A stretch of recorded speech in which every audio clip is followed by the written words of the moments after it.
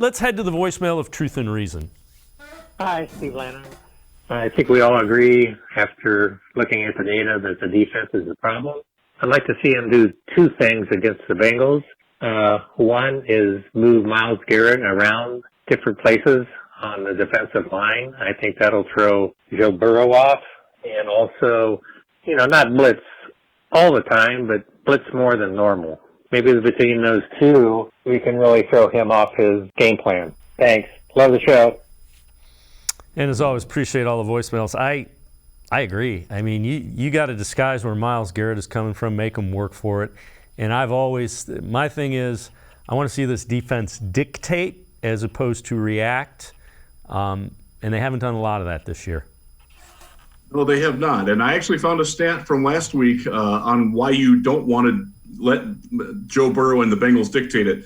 So last week, the Atlanta Falcons blitzed him twice on 45 dropbacks. On the Placid City completed against a four-man rush, he set an NFL record with 467 passing yards against a four-man rush.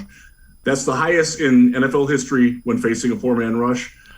He also, it's the highest quarterback rating against a four-man rush in at least the last 7 seasons.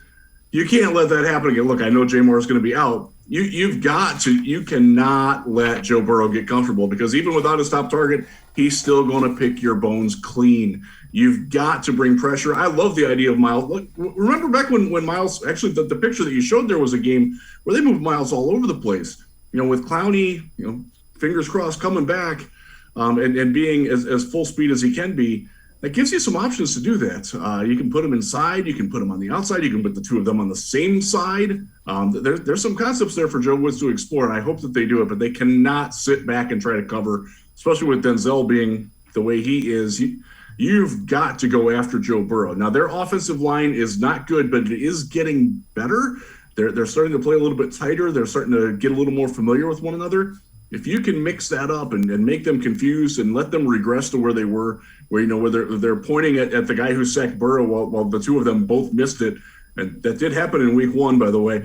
That's the kind of thing you got to do to stop this Bengals offense. Because look, I do think that the Browns offense is going to find some success in this game. It's a matter of, can the defense make it so they can outscore that Bengals offense, and that's going to require a lot of pressure on Burrow. And then you're not going to get that from four-man, and you're not going to get that from having Myles Garrett line up at the exact same spot every time. They've got to do a great voicemail there.